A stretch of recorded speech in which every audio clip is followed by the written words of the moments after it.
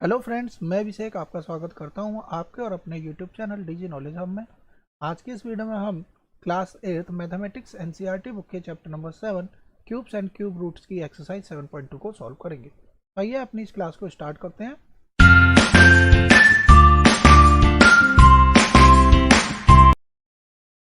हमारी एक्सरसाइज 7.2 को पढ़ने से पहले मैं आपको बता देता हूं कि हमने इससे पिछली एक्सरसाइज 7.1 भी कंप्लीट कर ली है। अगर आपने मेरी वह वीडियो नहीं देखी है तो चैनल की प्लेलिस्ट में जाकर आप उन्हें वहां से देख सकते हैं। इसके अलावा हमने एनसीईआरटी बुक के और भी बहुत सारे चैप्टर्स कवर कर लिए हैं, तो वह भी आप मेरे चैनल की प्लेलिस्ट में जाकर उन्हें देख सकते हैं। हमने पिछले टॉपिक में जो बात करी थी वो क्यूब्स की बात करी थी। आज का जो हमारा टॉपिक होगा वो अगला टॉपिक क्यूब रूट्स होगा और इसी से रिलेटेड हम एक्सरसाइज 7.2 को सॉल्व करेंगे। तो देखिए, if the volume of a cube is 125 centimetre square, मैंने आपको पिछली क्लास में पढ़ाया था कि जो क्यूब रहता है उस केस में हम एरिया ना निकालते हुए क्या फाइंड आउट करते हैं, वॉल्यूम फाइंड आउट करते हैं। तो इस केस में जब हम वॉल्यूम निकालते हैं तो क्यूब के केस में सभी साइडें बराबर डायमेंशंस की होती हैं, इसके अलावा इसकी यूनिट भी सेम होती है। तो वॉल्यूम ऑफ अ क्यूब हो जाता है ए इंटू ए। यहाँ पर आएगा ए का क्यूब, इसके अलावा जो भी डायमेंशन की यूनिट होगी उसका यूनिट का क्यूब भी इसके साथ साथ लग जाता है। जैसे कि फर्स्ट लाइन जो लिखी हुई है बुक में, if the volume of a cube is 125 centimetre square, sorry 125 centimetre cube, यानी कि वॉल्यूम किसी क्यूब का 125 सेंटीमीटर क्यूब है। बताइए उस वॉल्यूम की, सॉरी उस क्यूब की साइड कितनी होगी या डायमेंशन कितनी होगी। तो इस केस में हमें क्या निकालना होगा, क्यूब रूट निकालना होगा। तो जैसे कि हमने स्क्वायर रूट का सिंबल पढ़ा था, तो ये होता है स्क्वायर रूट का सिंबल, या तो यहाँ 2 लगा हो या फिर यहाँ पर 2 ना लगा हो, तो वो अंडरस्टूड होता है कि ये क्यूब रूट है। या हम इसे इस तरीके से भी लिखते हैं 1/2। तो ये 3 तरीके हो जाते हैं क्यूब रूट को दिखाने के। उसी तरीके से जब हमें, सॉरी स्क्वायर रूट दिखाने के, उसी तरीके से जब हमें क्यूब रूट दिखाना होगा तो हमें यहाँ पर 3 मेंशन करना ही होगा। और करके यहाँ पर ये कोई कंडीशन नहीं है, क्योंकि इसका एकमात्र तरीका यही है कि हमें यहाँ पर 3 को प्लेस करना होगा, या फिर जिसका भी हमें क्यूब निकालना है उसकी पावर 1/3 कर दें। तो ये भी एक तरीका है क्यूब रूट को दिखाने का। तो जैसे कि हमने क्यूब की बात करी थी, तो 1 का क्यूब इज़ 1, 2 का क्यूब इज़ 8, 3 का क्यूब इज़ 27। तो अगर हमें कहा जाए कि 27 का क्यूब रूट निकालिए तो हमें करना क्या है, 27 को हम लिखेंगे 3 की पावर में 3। क्यूब रूट के लिए हमारा जो ये क्यूब ऊपर लगा हुआ है उसे हम इस तरफ लेकर आएंगे, तो इधर यहाँ पर इस तरीके से आएगा और यहाँ पर हमें 3 मेंशन करना ही होगा, बराबर ये आएगा हमारे 3 के। इसे और कैसे दिखा सकते हैं, तो देखिए इसे लिखेंगे क्यूब, यहाँ पे 27 को लिख सकते हैं 3 की पावर में 3, करेक्ट है। मैंने भी आपको बताया कि इस फॉर्म को हम इस तरीके से भी लिख सकते हैं। इसका मतलब ये हो गया, यहाँ जो कंडीशन ये वाली दे रखी है, इतने को हम क्या लिख दें, इस तरीके से बना देते हैं। जो बच गया वो है 3 की पावर 3, और इस क्यूब रूट को हमने इस तरीके से दर्शा दिया। इसकी पावर कितना कर दिया हमने, इसकी पावर हम कर देते हैं 1/3। तो देखिए 3 की पावर 3 और ये पावर है, आपस में पावर मल्टीप्लाई हो जाती है। इस तरीके से हम इसे काट देंगे तो आंसर कितना आएगा, 3 ही आ जाता है। तो ये तरीके से हम इसकी रिप्रेजेंटेशन करते हैं, और यह इसका बेसिक तरीका हो गया कि क्या मतलब है इस क्यूब रूट का। तो क्यूब रूट निकालने का एकमात्र एक ही तरीका हमने पढ़ा है, जो है हमारा prime factorisation method. Prime factorisation method में हमें क्या करना होगा, हमें यहाँ पे फैक्टर्स निकालने होंगे। फैक्टर्स निकालने के बाद में इसकी पेयरिंग करनी होगी, और पेयरिंग में हमें कितने के पेयर बनाने हैं, क्योंकि ये क्यूब के क्वेश्चन है इसलिए हमें 3-3 के पेयर लेने होंगे। जैसे कि क्वेश्चन दे रखा है 3375, तो 3375 किसका क्यूब है, 15 का क्यूब होता है। तो यहाँ पे 3 बार हमने 3 लिखा और 3 बार ही हमने 5 लिख दिया। तो एक्चुअल में ये क्या लिखा हुआ है, 3 की पावर में 3 इंटू 5 की पावर में 3। बेस अलग अलग है लेकिन पावर सेम है, तो इसीलिए हम इस पावर को कॉमन कर लेंगे। तो ये हो जाएगा हमारा 15 का क्यूब। तो हमने पिछली क्लास में पढ़ा था 15 का क्यूब इज 3375, और वहाँ पर हमने यह चीज़ जाने कि इस क्यूब को हटाएंगे तो क्यूब रूट यहाँ आ जाएगा, क्योंकि ये अभी स्क्वायर रूट है। हम यहाँ पे 3 जब तक मेंशन नहीं करेंगे क्यूब रूट नहीं बनेगा। तो ये हो गया 3375 का क्यूब रूट इज़ 15। तो इस तरीके से हमें इन क्वेश्चंस को सॉल्व करना है। सिंपली हमें क्या फाइंड आउट करना है, इनके प्राइम फैक्टर्स निकालने हैं, पेयरिंग करनी है, डेट्स इट। इसके अलावा इसमें और कुछ चीज़ नहीं समझनी। अब देखिए एक और यहाँ पर इंटरेस्टिंग टॉपिक दे रखा है कि cube root of a cube number अगर हमें गेस करना हो तो हम एग्जैक्टली आंसर भी बता सकते हैं, लेकिन कंडीशन क्या होगी। तो जैसे मैंने पिछली क्लासेस में जब हमने स्क्वायर एंड स्क्वायर रूट समझा था, तो वहाँ पर मैंने आपको एक तरीका बताया था कि किस तरीके से हम गिवन नंबर को यह बता सकते हैं कि सपोज कर लीजिए यहाँ पर कितना लिखा हुआ हमारा नंबर, मान लिया हमने यहाँ पर लिखा हुआ है 16, तो 256 हमें बताना हो कि यह किसका स्क्वायर रूट है। तो मैंने आपको तरीका बताया था स्क्वायर रूट फाइंड आउट करने का कि हम कितनी आसानी से, कितनी इजीली हम इनका स्क्वायर रूट निकाल सकते हैं। तो उस तरीके के अकॉर्डिंग अगर हम बात करें तो हमें ये निकालना है कि 256 किसका स्क्वायर रूट है, तब हम क्यूब रूट की बात करेंगे। मैंने आपको बताया था कि 6 को पकड़िए, आखिरी लास्ट डिजिट देखिए किन नंबर्स के पीछे होती है। तो देखिए 6 जो है 4 के स्क्वायर और 6 के स्क्वायर के पीछे आता है। अब क्योंकि 4 का भी आंसर 4 भी हो सकता है और 6 भी आंसर हो सकता है, तो अब हमें इन दोनों में गैस करना है। दो डिजिट को एक साथ हम यहाँ पे मेंशन करते हैं। बचा 2 देखते हैं किन के स्क्वायर के बीच में आता है, 2 स्क्वायर और 1 स्क्वायर के बीच में। तो या तो आंसर 14 होगा या आंसर 16 होगा। हम आपस में इस नंबर की मल्टीप्लाई करते हैं, 2 1 जा 2, क्योंकि ये नंबर 2 के ही बराबर आ गया तो इसका मतलब हमारा ये बड़ा वाला आंसर हो जाएगा, यानी कि 16 का हमारा स्क्वायर रूट है।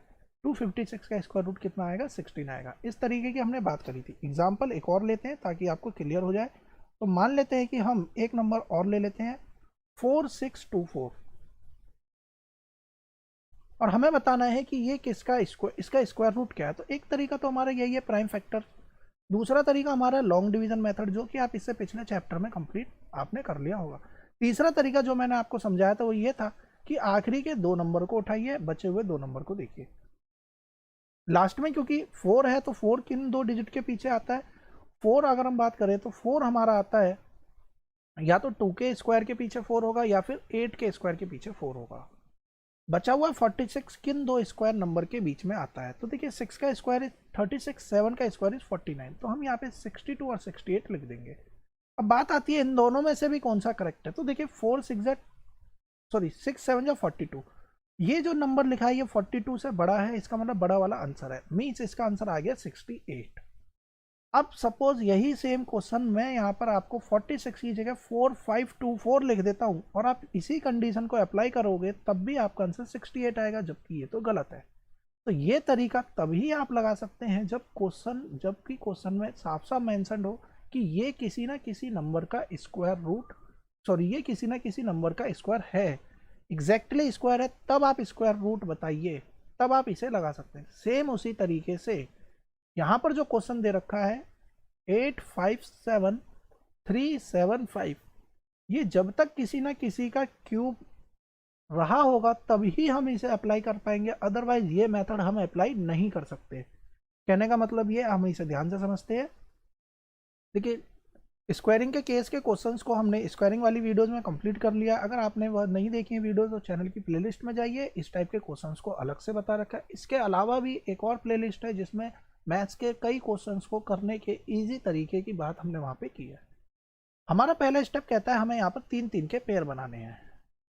3 का पेयर बनाने के बाद में ये जो 5 लिखा हुआ है, अगर ये क्यूब रूट इसका निकलना पॉसिबल है तभी हम इसे अप्लाई करेंगे, अदरवाइज ये फॉर्मूला या ये तरीका हमारा वैलिड नहीं होगा। ठीक है, कैसे? 375 की सिर्फ आखिरी डिजिट को ध्यान से देखिए 5, और हमने यह जाना था कि क्यूब के केस में हर एक नंबर की जो यूनिट आती है, यानी क्यूब की जो यूनिट प्लेस जो बनता है वो इंडिविजुअल अलग अलग ही बनता है। यहाँ पे 2 कंडीशन थी, 2 का स्क्वायर के पीछे भी 4 आ सकता है, 8 के स्क्वायर के पीछे भी 4 आ सकता है, जबकि यहाँ पर जो कंडीशन है, यहाँ पर सबके लिए एक ही कंडीशन है, 2 अलग अलग कंडीशन यहाँ पर हमारे पास में नहीं है। जब 2 कंडीशन नहीं है तो आंसर में भी कोई ज़्यादा हमारे लिए दिक्कत नहीं होगी। देखिए 1 का क्यूब 1, 8, 27, 64, 125, 216, 343, 512, 729।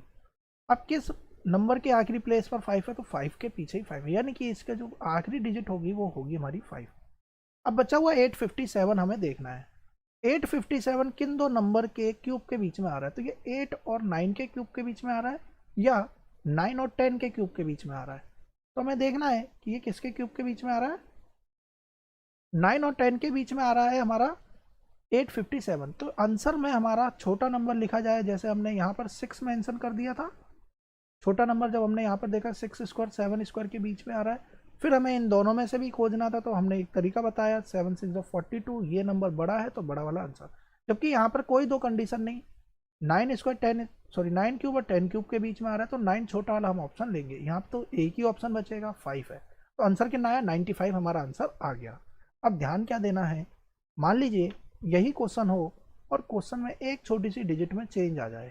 चेंज कहाँ आ जाए, मान लीजिए नंबर ऐसे लिख दिया जाए 875 375। अब अगर हम इसी तरीके को अप्लाई करते हैं तब भी हम अपना आंसर देखिए 5 के अकॉर्डिंग 5 दे देंगे, और 875 9 का क्यों, हम तब भी आंसर 95 मार्क कर देंगे, जबकि ये गलत है। ये तरीका तभी अप्लाई हो सकता है कि जब ये यहाँ पर दिया गया नंबर पहले से ही परफेक्ट क्यूब हो। तो इस बात का आप ध्यान रखेंगे कि क्वेश्चन में मेंशन्ड होगा कि ये परफेक्ट क्यूब है, तब इसका परफेक्ट क्यूब का क्यूब रूट निकालिए, तब आप इसे अप्लाई कर सकते हैं। एग्जाम्पल 8 और उसके बाद में हम सीधे अपने एक्सरसाइज के क्वेश्चंस को ध्यान से देखेंगे। तो एग्जाम्पल 8 में लिखा है 17576। ये अगर हमारा क्यूब है परफेक्ट क्यूब, तो इसका क्यूब रूट बताइए। तो देखिए 6 है, तो हमने यहाँ पर देखा कि 6 किसी एक ही नंबर के पीछे आता है और वो है 6, यानी 6 के क्यूब के पीछे 6 आएगा। 3 का पेयर बनाएंगे, बचे हुए को 2 को एक साथ, तो इसकी वजह से यहाँ पर 6 आ गया। ये किन दो नंबर के क्यूब के बीच में आ रहा है, तो 2 का क्यूब और 3 के क्यूब के बीच में आता है, तो छोटा वाला हमें ऑप्शन लेना है, तो 26 इज द करेक्ट आंसर। अब हम इसे चेक कर लेंगे जैसा कि क्वेश्चन में लिखा हुआ है एग्जाम्पल में। हम आते हैं एक्सरसाइज 7.2 के क्वेश्चंस पे और इसे ध्यान से हम सॉल्व करते हैं। तो पहला क्वेश्चन लिखा है find the cube root of each of the following numbers by prime factorisation method. हमें प्राइम फैक्टराइजेशन मेथड के थ्रू इसका आंसर निकालना है। तो देखिए प्राइम फैक्टराइजेशन मेथड का मतलब ये हो गया 64 को हमें क्या करना है, प्राइम फैक्टर्स निकालने। तो 2 into 2 into 2 into 2 into 2 into 2, एक ये पेयर बनेगा, एक ये पेयर बनेगा, तो 2 का क्यूब इंटू 2 का क्यूब, क्योंकि बेस सेम है तो पावर जुड़ जाएंगी, लेकिन हमें क्यूब बताना है तो हम क्या करेंगे, पावर को एक साथ कॉमन करेंगे और 2 इंटू 2 कर देंगे। आंसर कितना आएगा 4 का क्यूब, यानी 64 का क्यूब रूट निकालना था, तो 64 का क्यूब रूट कितना हो जाएगा 4 आंसर हो जाएगा। ठीक इसी तरीके से 512 का निकालेंगे। तो ध्यान रखिएगा 512 का अगर आपको याद भी है कि 8 इंटू 8 इंटू 8 होता है, 8 का क्यूब इज 512, लेकिन इस 8 को हम लिखेंगे 2 इंटू 2 इंटू 2, और इस 8 को लिखेंगे 2 इंटू 2 इंटू 2, और इस 8 को भी लिख देंगे हम 2 इंटू 2 इंटू 2। एक पेयर, दो पेयर, तीन पेयर, इसे लिखेंगे 2 की पावर 3 इंटू 2 की पावर 3 इंटू 2 की पावर 3। पावर को कॉमन करेंगे 2 इंटू 2 इंटू 2 की पावर 3, इसे लिखेंगे 8 की पावर 3, यहाँ आएगा 512। क्यूब रूट, क्यूब को इधर लेकर आएंगे तो ये आ जाएगा क्यूब रूट में, यहाँ पर लिखेंगे 3 और यहाँ पे वैल्यू आएगी 8, तब जाकर हमारा आंसर आएगा 8। तो इस तरीके से आपको करके दिखाना है, तो 512 को डायरेक्टली मत लिख दीजिएगा 8 इंटू 8 इंटू 8, क्योंकि ये प्राइम फैक्टर्स नहीं है। प्राइम फैक्टर्स हमारे ये हैं, तो इस बात का हमें ध्यान रखना है। 10648, अब हमें इसे करके ही देखना पड़ेगा। 10648 और 2 से कटेगा 5324, फिर 2 से जाएगा तो देखिए 52 है 26, 6 और 2 13 32, सॉरी 13 31 आएगा। और 1331 को हम जानते हैं ये 11 टाइम में जाएगा, 121, 11 11 जा और 11 1 जा, तो इसका मतलब क्या हो गया 10648 को अगर हम क्या बनाए, 10648 को अगर हम क्यूब में देखें तो हमारा क्यूब का आंसर कितना आना चाहिए, पेयरिंग कर लेंगे इसकी, हम इसे लिख सकते हैं 10648 को 2 क्यूब इंटू 11 का क्यूब और 2 इंटू 11 22 का क्यूब बराबर 10648, क्योंकि क्यूब हमें क्या निकालना था, इसका क्यूब रूट निकालना, तो क्यूब रूट में ले जाएंगे इसे, बराबर आंसर कितना आएगा 22। तो ये हमारा करेक्ट आंसर हो गया। आई थिंक आपको तरीका समझ में आ गया होगा। अब आप इस तरीके से अपने एक्सरसाइज के बाकी के जितने भी क्वेश्चन हैं आप खुद से बना सकते हैं। एक क्वेश्चन और हम देख लेते हैं 175616। अगर मान लीजिए हमें इसका क्यूब रूट निकालना हो उस तरीके से जो अभी हमने गैस वाले तरीके से समझा था, तो देखिए 6 है, इसकी वजह से यहाँ 6 आएगा, 3 के पेयर बनाना था, अगला 3 का पेयर। अब हमें ये देखना है 175 किन दो क्यूब रूट के बीच में, क्यूब के बीच में आता है 175। तो देखिए 175 तो आता है 5 और 6 के बीच में, तो यानी कि आंसर कितना हो जाएगा 56। तो ये आंसर कितना देगा हमें 56 का, 56 का क्यूब जो होगा वो हमारा कितना हो जाएगा 175616। लेकिन ये एस्टिमेटेड है, हमें इसे करके दिखाना है, क्योंकि एग्जाम में एक क्वेश्चन करा हुआ पूछा जाएगा, अगर वो एस्टिमेशन पूछेगा तब हम इसे इस तरीके से निकालेंगे। 2 टाइम में 8 2 16, कैरी 1, 2 7 14, कैरी 1, यहाँ पे 8 आएगा, 0 आएगा और 8 आएगा। 4 टाइम में कटेगा, 3 2 6, 9 2 18, 0 4, 2 से फिर जाएगा, 2 1 2, 19 2 38, 2 5 10, 2 2 4, 2 टाइम में फिर कटेगा, 1 0। यहाँ पर ध्यान रखिएगा, जब हम इधर डिवाइड करते हैं तो कभी कभी हमारी मिस्टेक ये हो जाती है, हम इसे 9 2 18 कर देते हैं। अब यहाँ 9 2 18 आएगा, कैरी आएगा 1, 7 2 14 और यहाँ पे आ जाएगा 6। तो अब कितना आएगा, 10976। इस बात का हमें ध्यान रखना है, क्योंकि यहाँ पर ही मिस्टेक हो जाती है। अब 2 से फिर काटेंगे, 2 5 10, 2 4 8, 2 8 16, 2 8 16, 27 44। अब ध्यान दीजिए, 27 44 हमने किसी का क्यूब जाना था, तो 27 44 किसका हमने जाना था, तो देखिए 27 44 हमारा था 14 का क्यूब। 14 का क्यूब हमारा कितना बनना था, 2744। तो अगर आपको ये चीज़ें याद हैं, यानी कि ये नंबर किसका क्यूब आता है, तो तब हमारे लिए थोड़ा सा आसान हो जाता है इस क्वेश्चन को सॉल्व करना। मतलब क्या, तो देखिए अगर आपको ये पता चल गया है कि ये 14 का इसके बाद में आंसर आना है, तो 14 को अगर हम ध्यान से देखें, 2 × 7, यहाँ भी 2 × 7 और यहाँ भी 2 × 7, इसका मतलब है इतना तो ठीक है, इसके आगे के जो नंबर्स आने हैं वो यही आने हैं। 3 बार तो 2 आएगा और 3 बार 7 आएगा, तो 3 बार हमें 2 यहाँ पर लिख देना है। 2 × 2, 1 बार 2 बार 3 बार, हम इसे सॉल्व भी कर लेंगे। फिर देखिए 7 आएगा, फिर यहाँ 7 आएगा, फिर यहाँ पर 7 आएगा और यहाँ पर ये वैल्यू कट जाएगी। तो यहाँ 7 रहा होगा, 7 7 49 रहा होगा, यहाँ 343 रहा होगा और यहाँ पर कितना आ जाएगा, 686 आ जाएगा। और 686 को मल्टीप्लाई करते हैं अगर हम 2 से, तो देखिए क्या बनेगा हमारा, 1372 और इसको सॉल्व करेंगे 1372। तो आप देखिए अगर आपको यह याद है कि इसके आगे के नंबर्स क्या होंगे, तो आप इजीली अपनी कैलकुलेशन को कर सकते हैं। अब देखिए 2 का क्यूब, ये 2 और नीचे आ रहा है 7, तो 2 की पावर 3, फिर 2 की पावर 3, फिर 2 की पावर 3 और फिर 7 की पावर में 3। सबको एक साथ लिखते हैं, 2 × 2 × 2 × 7। देखिए 7 2 14 2 28 2 56। 56 का क्यूब कितना आता है, 175616, और यही हमने एस्टिमेशन से भी निकाला था। तो इस तरीके से हमें इन क्वेश्चंस को सॉल्व करना है। अब हम बात करते हैं क्वेश्चन नंबर 2 की। क्वेश्चन नंबर 2 में ट्रू एंड फॉल्स लिखे हुए हैं, हम कर करके सॉल्व करके भी मैं आपको बताऊंगा एग्जाम्पल के थ्रू। लिखा है cube of any odd number is even. Cube किसी भी ऑड नंबर का इवन होता है, ये बताइए। तो देखिए 3 हमारा क्या है, ऑड नंबर है, इसका क्यूब निकालते हैं, कितना है 27। ये भी ऑड है, ये भी ऑड है, जबकि क्वेश्चन में क्या रखा है, cube of any odd number. ये ऑड का नंबर का क्यूब इवन आया नहीं, तो ये आंसर हमारा फॉल्स हो गया।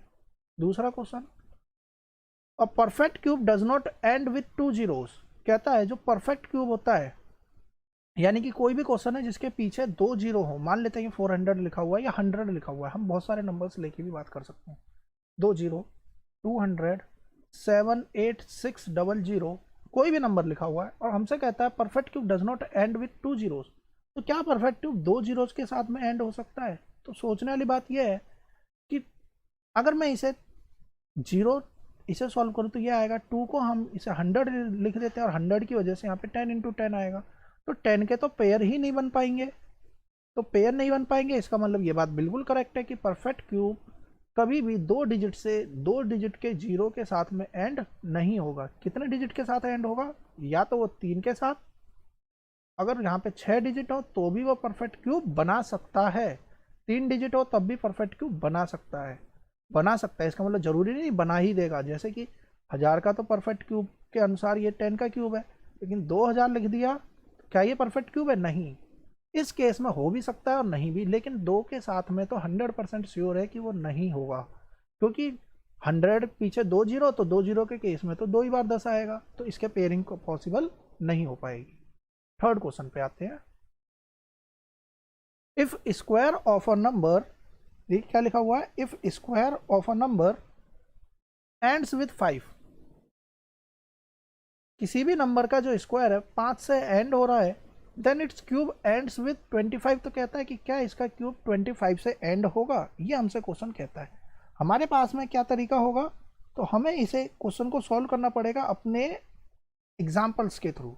हम जैसे जैसे एग्जाम्पल्स की बात करेंगे उसके अकॉर्डिंग ही हम इसे सॉल्व कर पाएंगे। तो एग्जाम्पल्स लेते हैं हम। तो मान लीजिए हमने एक एग्जाम्पल लिया 5, यानी कि square of a number ends with 5। तो किसी भी नंबर का स्क्वायर जो है वो 5 से एंड हो रहा है, उसकी केस की हमें बात करनी है। तो मान लीजिए हमने एक नंबर लिया है 5 का स्क्वायर। तो 5 का स्क्वायर कितना होता है 25।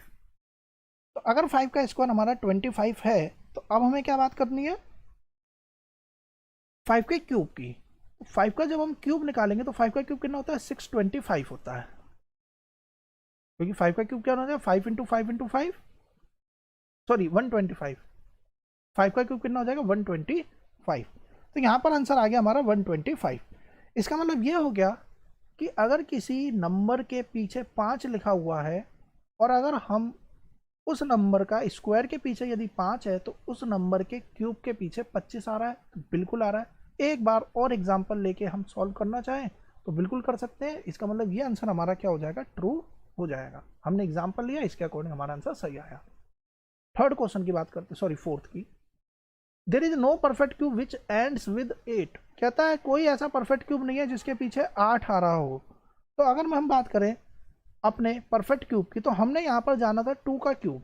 2 का क्यूब तो ऑलरेडी 8 है, यानी कि लास्ट प्लेस में भी 8 है। अगर हम 2 की जगह 12 का क्यूब की बात करें तो 1728, इसके पीछे भी 8 आ रहा है, जबकि क्वेश्चन कहता है कि ऐसा कोई परफेक्ट क्यूब है ही नहीं, जबकि एक्चुअल में तो है। इसका मतलब ये क्वेश्चन का आंसर फॉल्स है।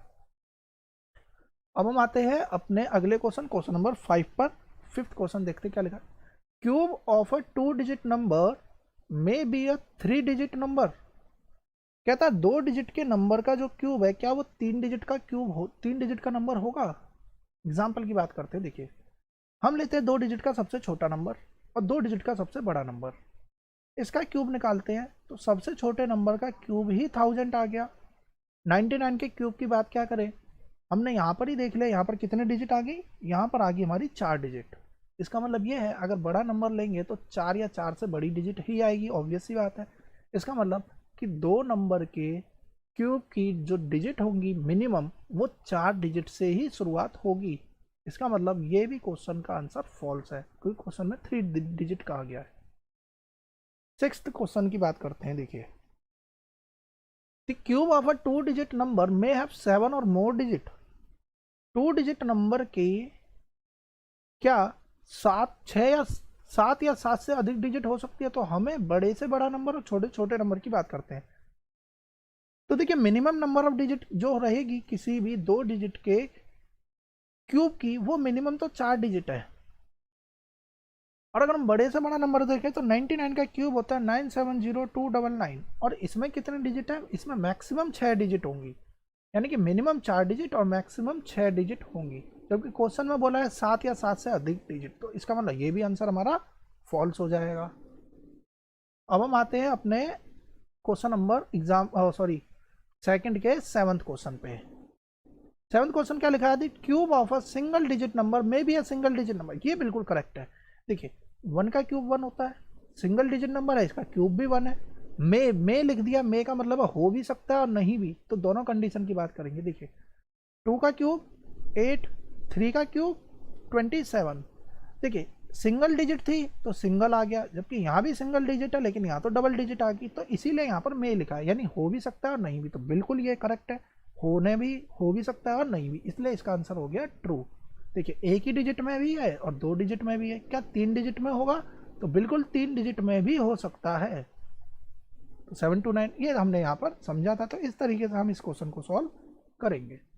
अब हम आते हैं विदाउट फैक्टराइजेशन हमें इसके क्यूब परफेक्ट क्यूब बताने हैं। क्वेश्चन नंबर 3 कहता है 1331। देखिए ये तो आपको याद ही है, तो आप इसका आंसर सीधा लिख सकते हैं, ये 11 का क्यूब है। 4913, तो हमने यहाँ पर पेयरिंग किस तरीके से जानी थी, पहले 3 का पेयर फिर जो बच गया उसको अलग। 3 के क्यूब के पीछे आता है, तो 7 के क्यूब के पीछे ही सिर्फ 3 आता है, 343। तो इसका तो आंसर हो जाएगा हमारा क्या 7।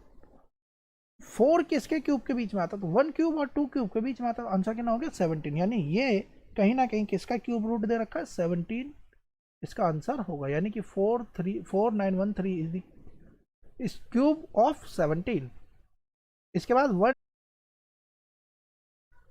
अब हम आ जाते हैं अगले नंबर पे। तो देखिए 1 2 1 6 7 यहाँ पर ये नंबर लिखा हुआ है। हम यहाँ से पेयरिंग करेंगे 3 की और 2 की पेयरिंग। 3 आता है किसके क्यूब के पीछे? 3 के क्यूब के पीछे। 12 किन दो क्यूब के बीच में आता है? तो 2 क्यूब और 3 क्यूब के बीच में आता है। हमें छोटा नंबर लिखना है, तो इसका मतलब इसका आंसर हो जाएगा 23। तो 23 इंटू 23 इंटू 23 1 2 1 6 7, यानी कि ये इसका करेक्ट आंसर होगा। 3 2 7 6 8। हमें यह चेक करना है, तो ध्यान से देखिए 8 किसके क्यूब के पीछे आता है? सिर्फ और सिर्फ 2 के क्यूब के पीछे। 3 का पेयर बनाया, यहाँ पे बचे हुए 2 नंबर का। इसे देखते हैं, तो देखिए 3 का क्यूब इज 27, 4 का क्यूब इज 64, तो आंसर कितना आएगा? 32। 32 इंटू 32 इंटू 32 कितना हो जाएगा? 32768। इसका क्यूब यहाँ पर हम लिख देंगे, यही हमारा आंसर होगा। तो इस तरीके से हम इन क्वेश्चंस को सॉल्व कर सकते हैं।